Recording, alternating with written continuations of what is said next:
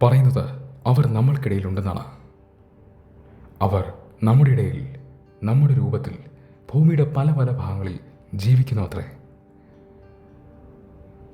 അവർ നമ്മളെക്കാളും കൂടുതൽ അഡ്വാൻസ്ഡ് ആണത്രേ. അവർ നമ്മളെക്കാളും കൂടുതൽ ബുദ്ധിശാലികളാണത്രേ. ആരെക്കുറിച്ചാണ് ഈ പറയുന്നത്? ഏലിയൻസിനെ കുറിച്ചാണ്. അതെ, ഇപ്പോൾ പറയുന്നു ഏലിയൻസ് നമ്മുടെ ഇടയിൽ നമ്മുടെ രൂപത്തിൽ ജീവിക്കുന്നുവെന്ന്. പറയുന്നത് കേൾക്കുമ്പോൾ ഏതൊരു സിനിമാ കഥ പോലെയുണ്ട്. പക്ഷേ ഇപ്രാവശ്യം ഇത് പറയുന്നത് സിനിമാക്കാരല്ല. ലോകത്തിൽ തന്നെ ഏറ്റവും പ്രശസ്തമായ യൂണിവേഴ്സിറ്റികളിലൊന്നായ ഹാർവേഡ് യൂണിവേഴ്സിറ്റിയിലെ ഗവേഷകരാണ്.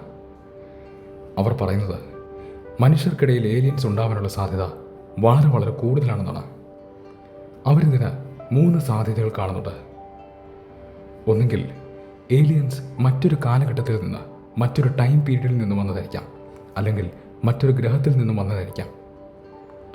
രണ്ടാമത്തെ സാധ്യത എന്തെന്നാൽ അവർ ഭൂമിയിൽ വെച്ച് ഇവോൾവ് ചെയ്തതായിരിക്കാം, പക്ഷെ മനുഷ്യനിൽ നിന്നും സെപ്പറേറ്റ് ആയി നിന്നിട്ട് ഇവോൾവ് ചെയ്തതായിരിക്കാം. മൂന്നാമത്തെ സാധ്യത അവർ മറ്റൊരു ഏൻഷ്യൻ സിവിലൈസേഷൻ, ഒരു പുരാതന സമൂഹത്തിൻ്റെ ഭാഗമായിരിക്കാം എന്നാണ്. പൂർണ്ണമായിട്ടും നശിക്കാത്ത മറ്റൊരു സമൂഹത്തിൻ്റെ ഭാഗമായിരിക്കാം. ഇത് പറയുമ്പോൾ വളരെ ഇൻട്രസ്റ്റിംഗ് ആയൊരു കഥ പറയേണ്ടതായിട്ടുണ്ട്. ഇതിനെക്കുറിച്ച് ഡീറ്റെയിൽ ആയിട്ട് മറ്റൊരു വീഡിയോയിൽ കേൾക്കാം. പറയുന്നത് വേൾഡ് വാറിൻ്റെ സമയത്ത് ന്യൂക്ലിയർ എക്സ്പെരിമെൻറ്റ്സ് ഒക്കെ നടക്കുമ്പോൾ സയൻറ്റിസ്റ്റുമാർക്ക് ഒരു കത്ത് സ്ഥിരമായി വരുമായിരുന്നു അത്രേ. ന്യൂക്ലിയർ എക്സ്പെരിമെൻറ്റ്സ് നിർത്തിവെക്കൂ എന്ന് പറഞ്ഞുകൊണ്ടാണ് ആ കത്ത് വരുന്നത്. അതിൽ പറയുന്നത് കത്തെഴുതുന്ന ആൾ മറ്റൊരു സിവിലൈസേഷൻ്റെ ഭാഗമാണെന്നാണ്. അവർ മറ്റൊരു സമൂഹത്തിൻ്റെ ഭാഗമാണത്രേ. ഇത്തരം എക്സ്പെരിമെൻറ്റുകൾ മനുഷ്യർക്ക് ദോഷമായിരിക്കുമെന്നാണ് ആ കത്തിൽ പറഞ്ഞിരുന്നത്. അവരുടെ സമൂഹം നശിക്കാൻ ഈ എക്സ്പെരിമെൻ്റ് ഒരു കാരണമായിരുന്നു അത്രേ. അനുഭവത്തിലൂടെയാണ് അവരിത് പറയുന്നത് അത്രേ. സ്ഥിരമായി ഈ കത്ത് വരുമായിരുന്നു അത്രേ, ന്യൂക്ലിയർ ബോംബ് ഉണ്ടാക്കുന്നതിന് തൊട്ട് മുൻപ് വരെ. അവസാനം വന്ന കത്തിൽ പറഞ്ഞിരുന്നത് നിങ്ങൾക്ക് ഇപ്പോഴും സമയമുണ്ടെന്നാണ്. ഇപ്പോഴെങ്കിലും ഈ റിസർച്ചുകൾ നിർത്തിവെക്കുമെന്നാണ് ആ കത്തിൽ പറഞ്ഞിരുന്നത്. ന്യൂക്ലിയർ ബോംബ് ഉണ്ടാക്കിയതിന് ശേഷം ആ കത്ത് വന്നിട്ടില്ല. ആരാണ് ഈ കത്ത് അയച്ചതിനെ കുറിച്ച് ഒരു വ്യക്തതയുമില്ല. പക്ഷെ ആ കത്തിൽ പറയുന്നത് കത്തെഴുതിയ ആൾ മറ്റൊരു സമൂഹത്തിൻ്റെ ഭാഗമാണെന്നാണ്, ഒരു പുരാതന സമൂഹത്തിൻ്റെ. വളരെ ഇൻട്രസ്റ്റിംഗ് ആയ കഥയാണത്. എന്തായിരുന്നാലും ഈ പഠനങ്ങൾ പറയുന്നത് ഏലിയൻസ് ഭൂമിയുടെ പല പല ഭാഗങ്ങളിൽ, സീക്രട്ട് ലൊക്കേഷനുകളിൽ, അല്ലെങ്കിൽ ഭൂമിക്കടിയിൽ ജീവിക്കുന്നതാണ്. ഇതൊക്കെ വിശ്വസിക്കാൻ വളരെ പ്രയാസമുള്ള കാര്യമാണ്.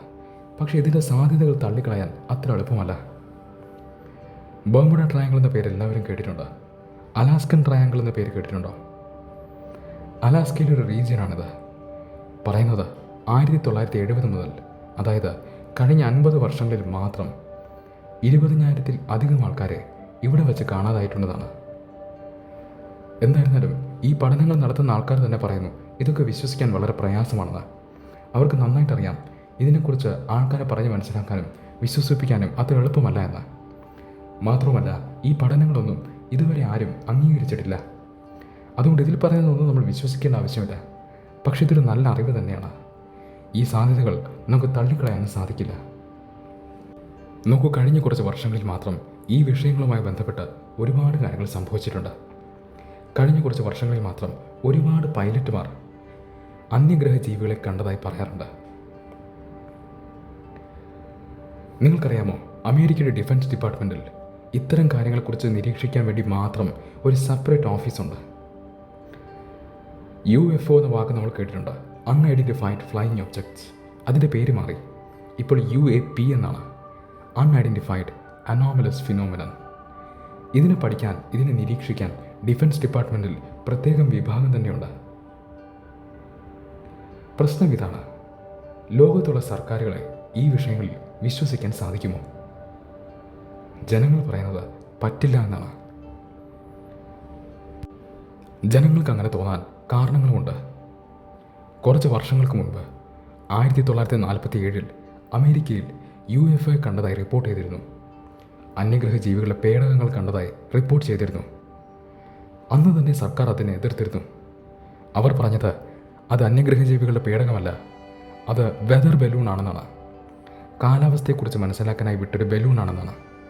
അതിൽ പലതരം എക്യുപ്മെൻറ്റ്സും ഘടിപ്പിച്ചിട്ടുണ്ടാവും. പക്ഷേ 50 വർഷങ്ങൾ കഴിഞ്ഞപ്പോൾ 1997 സർക്കാർ പറഞ്ഞു അന്ന് പറഞ്ഞത് കള്ളമാണെന്ന്. അത് ഏലിയൻസിൻ്റെ പേടകമല്ല, പക്ഷേ അത് വെതർ ബലൂണുമായിരുന്നില്ല. എയർഫോഴ്സിൻ്റെ പ്രോജക്റ്റായിരുന്നു അത്രേ. സോവിയറ്റ് റഷ്യയിൽ നടക്കുന്ന ന്യൂക്ലിയർ എക്സ്പെരിമെൻസിനെ കുറിച്ച് പഠിക്കാൻ വേണ്ടി എയർഫോഴ്സ് സൃഷ്ടിച്ചൊരു പ്രോജക്റ്റായിരുന്നു അത്രേ. അതിൻ്റെ പരീക്ഷണമായിരുന്നു അത്രേ. അന്ന് കണ്ടത് ഏലിയൻസ് ആണോ അല്ലയോ എന്നുള്ളതിന് പ്രസക്തിയില്ല.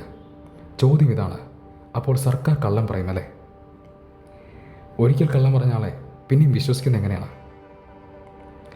കുറച്ച് വർഷങ്ങൾക്ക് മുൻപ്, ഏകദേശം 2 വർഷങ്ങൾക്ക് മുൻപ്, US ഡിഫൻസ് ഡിപ്പാർട്ട്മെൻറ്റിൽ നിന്ന് തന്നെ ഒരു മുൻ ഉദ്യോഗസ്ഥൻ വളരെ വിചിത്രമായൊരു ആരോപണം ഉന്നയിച്ചു.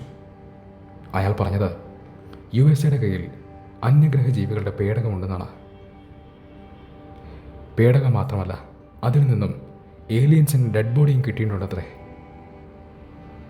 സർക്കാർ അതിനെ അപ്പോൾ തന്നെ എതിർത്തിരുന്നു. അവർ ആ ആരോപണത്തെ തള്ളിക്കളഞ്ഞു. പക്ഷേ ഇതിൽ സത്യം എന്താണെന്ന് നമുക്കറിയാൻ വലിയ പ്രയാസമാണ്. ചിലപ്പോൾ ഗവൺമെൻറ് പറഞ്ഞതായിരിക്കാം ശരി, പേടകങ്ങളൊന്നും ഉണ്ടാവില്ല. പക്ഷെ ചിലപ്പോൾ ആ ഉദ്യോഗസ്ഥൻ പറയുന്നതും ശരിയാവാൻ സാധ്യതയുണ്ട്. കാരണം സർക്കാരുകൾ കള്ളം പറയും. സർക്കാരുകളും ഗവേഷണങ്ങളും അവിടെ നിൽക്കട്ടെ. ആദ്യം നമുക്ക് ഏലിയൻസിൻ്റെ സാധ്യത എത്രമാത്രമാണെന്ന് വെറുതെ നോക്കാം.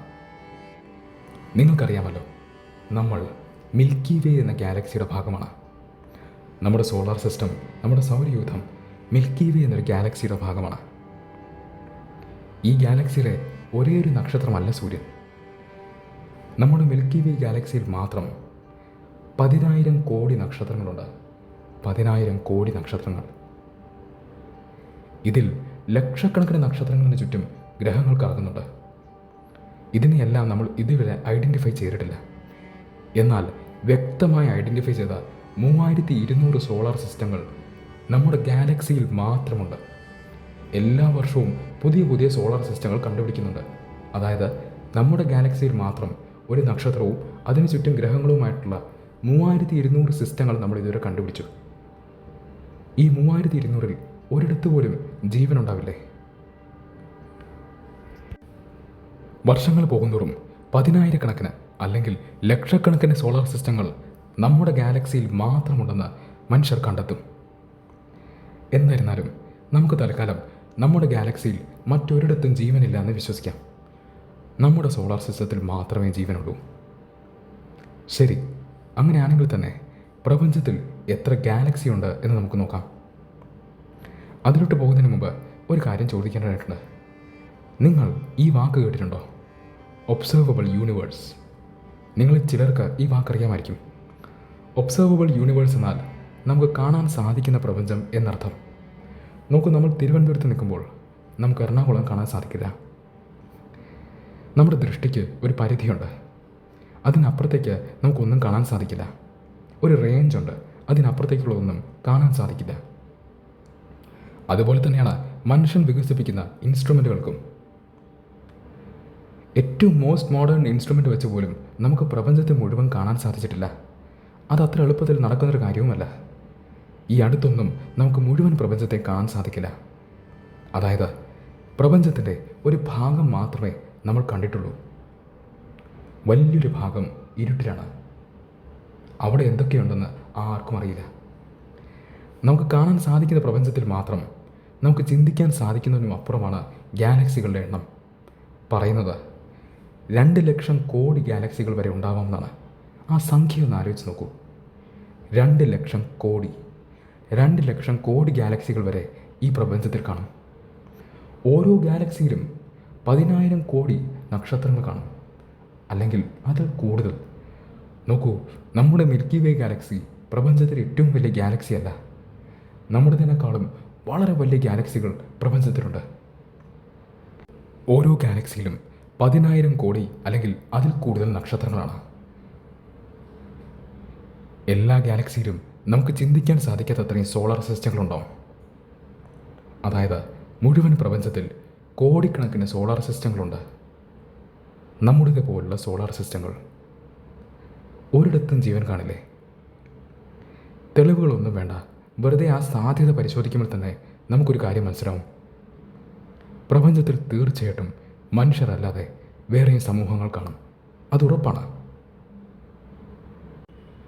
പക്ഷെ ചോദിക്കേണ്ട ചോദ്യം ഏലിയൻസ് ഉണ്ടോ എന്നുള്ളതല്ല. അതല്ല ഏറ്റവും ഇൻട്രസ്റ്റിംഗ് ചോദ്യം, അതല്ല ഏറ്റവും പ്രസക്തമായ ചോദ്യം. ഏറ്റവും പ്രസക്തമായ ചോദ്യം ഇതാണ്: നമ്മളെ തേടി ഒരു സമൂഹം വരുമ്പോൾ, ഒരു അന്യഗ്രഹ ജീവി വരുമ്പോൾ, അവർ നമ്മളെക്കാളും എത്രത്തോളം അഡ്വാൻസ്ഡ് ആണ്? അവർ നമ്മളെക്കാളും എത്രത്തോളം മുന്നിലാണ്? കുറച്ച് മാസങ്ങൾക്ക് മുൻപ് ISROയുടെ മുൻ ചെയർമാൻ ഒരു പോഡ്കാസ്റ്റിൽ പങ്കെടുക്കാൻ പോയപ്പോഴും ഈ കാര്യത്തെക്കുറിച്ച് പറഞ്ഞിരുന്നു. വളരെ ഇൻട്രസ്റ്റിംഗ് ആയ കാഴ്ചപ്പാടാണ് അദ്ദേഹം പങ്കുവച്ചത്. അദ്ദേഹം പറയുന്നു ഏലിയൻസ് തീർച്ചയായിട്ടും ഉണ്ടെന്ന്. പക്ഷെ അദ്ദേഹവും പറയുന്നത് ഏലിയൻസ് ഉണ്ടോ എന്നുള്ളതല്ല ചോദ്യം, ഏലിയൻസ് എത്രത്തോളം അഡ്വാൻസ്ഡ് ആണ് എന്നുള്ളതാണ് അത്ര ചോദ്യം. ഇതിനെക്കുറിച്ച് മനസ്സിലാക്കാൻ നമുക്കാദ്യം നമ്മുടെ കാര്യം തന്നെ നോക്കാം. ഒന്ന് ആലോചിച്ച് നോക്കൂ. 100 വർഷങ്ങൾക്ക് മുൻപ്, വെറും 100 വർഷങ്ങൾക്ക് മുൻപ് നമുക്കിന്നുള്ള ടെക്നോളജി ഉണ്ടായിരുന്നോ? TV, computer, internet, mobile phone, YouTube, ഇതൊന്നും നമുക്ക് വെറും 100 വർഷങ്ങൾക്ക് മുമ്പ് ചിന്തിക്കാൻ പോലും സാധിക്കുന്ന കാര്യമായിരുന്നില്ല. വെറും 70 വർഷങ്ങൾക്ക് മുൻപ് ഇന്നത്തെ സ്പീഡിൽ നമുക്ക് തിരുവനന്തപുരത്ത് നിന്നും ഡൽഹി വരെ ഒരു മെസ്സേജ് എത്തിക്കാൻ സാധിക്കുമോ? വളരെ ബുദ്ധിമുട്ടാണ്, ചിന്തിക്കാൻ പോലും സാധിക്കില്ല, ചിന്തിക്കുന്നത് പോലും പ്രയാസമാണ്. പക്ഷേ ഇന്നിതൊക്കെ വളരെ നിഷ്പ്രയാസം നടക്കുന്നു. വെറും 100 വർഷങ്ങളിൽ, വെറും 100 വർഷം എന്ന് പറയാൻ കാരണം പ്രപഞ്ചത്തിൻ്റെ ആയുസ്സിനെ സംബന്ധിച്ചിടത്തോളം 100 വർഷം എന്നത് ഒരു തമാശയാണ്. വെറും 100 വർഷങ്ങളിൽ നമ്മൾ ഇത്രയും മാറ്റം കണ്ടുവെങ്കിൽ, നമുക്ക് ഇത്രയധികം അഡ്വാൻസ് ചെയ്യാൻ സാധിച്ചുവെങ്കിൽ, അടുത്തൊരു 100 വർഷത്തിൽ നമ്മൾ എവിടെയായിരിക്കും? നമുക്കിന്ന് ചിന്തിക്കാൻ പോലും സാധിക്കാത്ത കാര്യങ്ങളായിരിക്കും 100 വർഷങ്ങളിൽ നമ്മൾ ചെയ്യാൻ പോകുന്നത്. ഇനി ചോദ്യം, 100 വർഷങ്ങളിൽ നമുക്ക് ഇത്രയും മാറ്റം സംഭവിച്ചുവെങ്കിൽ, നമ്മളെക്കാളും 1000 വർഷം മുന്നിൽ നിൽക്കുന്നൊരു സമൂഹം ഇവിടെ വന്നാൽ എങ്ങനെയിരിക്കും? അവരുടെ കയ്യിലുള്ള ടെക്നോളജി എന്തായിരിക്കും? നമ്മളെക്കാളും 10,000 വർഷം മുന്നിൽ നിൽക്കുന്നൊരു സമൂഹം വന്നാലോ? അതാണ് ഏറ്റവും പ്രസക്തമായ ചോദ്യം. കാരണം അവരുടെ കയ്യിൽ നമുക്ക് ചിന്തിക്കാൻ പോലും കഴിയാത്ത ടെക്നോളജി ഉണ്ടാവും. അവരിവിടെ വന്നിട്ട് പോയാൽ നമ്മൾ അറിയുക പോലുമില്ല. പറയുന്നത് അതൊക്കെ ഓൾറെഡി സംഭവിക്കുന്നുണ്ടെന്നാണ്.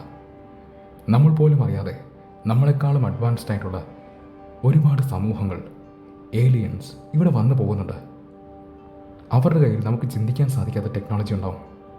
അവരെ സ്പോട്ട് ചെയ്യുക, അവരെ കണ്ടെത്തുക എന്നത് വളരെ വളരെ പ്രയാസമാണ്. എന്തായിരുന്നാലും ഇൻട്രസ്റ്റിംഗ് ആയൊരു വരി പറഞ്ഞുകൊണ്ട് ഇന്നത്തെ വീഡിയോ അവസാനിപ്പിക്കാം. Absence of evidence is not evidence of absence.